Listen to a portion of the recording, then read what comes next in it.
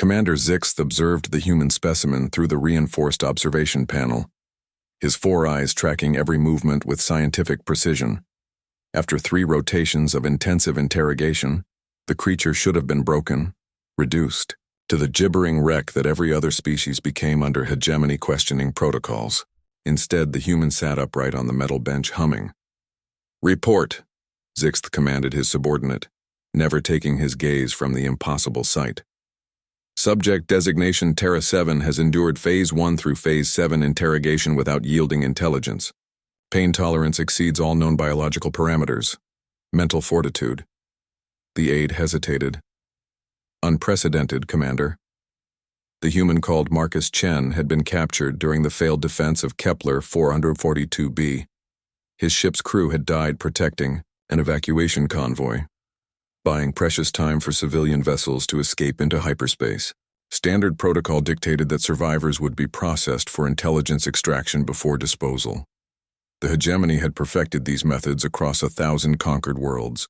None had prepared them for this. Zixith activated the cell's communication system. "Human, your resistance is futile. Your world burns as we speak. Your species faces extinction. Tell us the locations of your remaining fleets, and your suffering ends." Marcus looked up, meeting the commander's gaze through the panel. His left eye was swollen shut. Dried blood caked his split lips and electrical burn marks covered his arms, yet he smiled. "You know what's funny?" Marcus said, his voice hoarse but steady. "Back home I was a kindergarten teacher. 5-year-olds test my patience more than you do."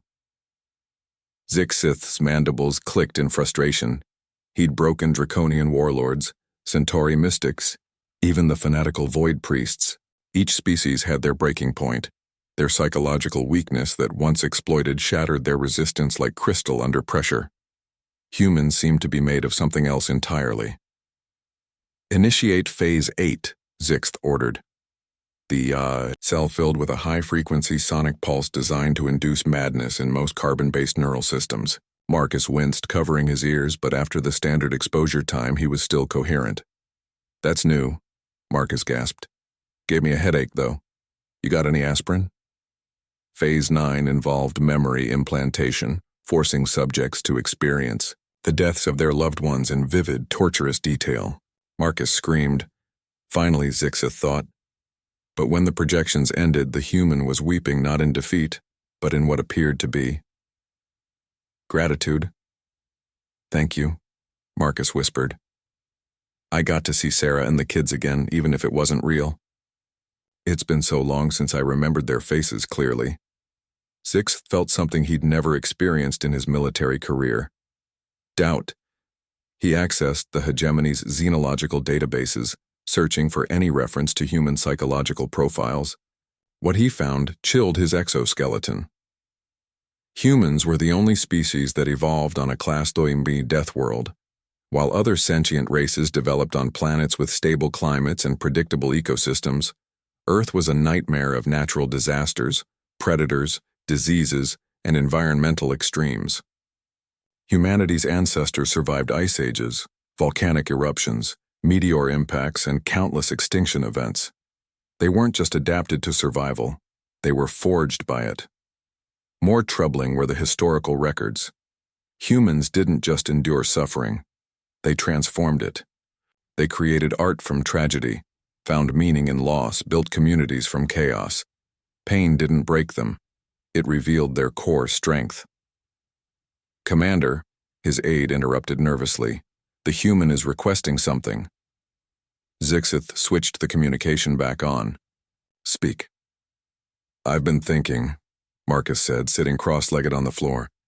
"You guys seem frustrated, I get it. Teaching's like that sometimes.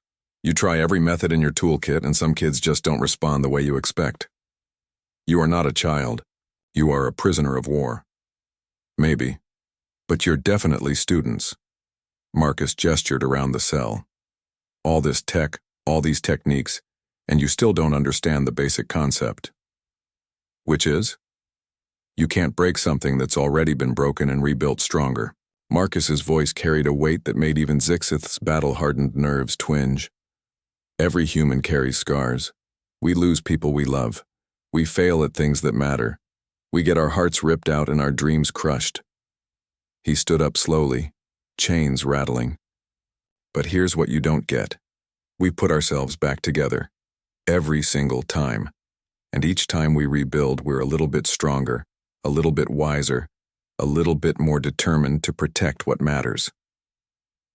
The restraints around Marcus's wrists, designed to contain beings 3 times stronger than baseline humans, began to groan under impossible stress. Sarah died in a transport crash 2 years ago. My kids were on that ship too. I've already been through hell, Commander. You're just reminding me why I fight. The chains snapped. Marcus didn't attack or try to escape.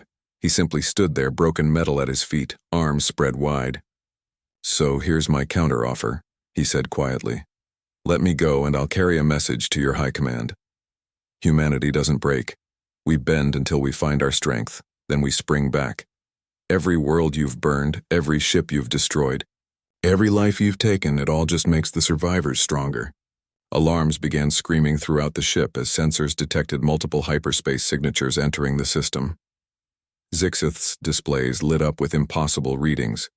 A human fleet, larger than any intelligence suggested existed, emerging from the void like ghosts made manifest. How? Zixith whispered. Marcus smiled, the expression transforming his battered face. You kept me talking for 3 days. That was 3 days for them to track your ship, rally the fleet, and coordinate a response. Thanks for the time, by the way. I really enjoyed our chat. The first human vessels opened fire, their weapons cutting through hegemony shields like paper. But it wasn't the superior technology that terrified Zixith. It was the realization that humanity had been playing a deeper game all along. They hadn't just survived the interrogation, they'd used it. As his ship shuddered under enemy fire, Zixith understood with crystalline clarity that the hegemony had made a fundamental miscalculation. They'd tried to break the human spirit, only to discover it was forged in the crucible of a death world and tempered by loss, love, and an utterly unbreakable will to protect what mattered.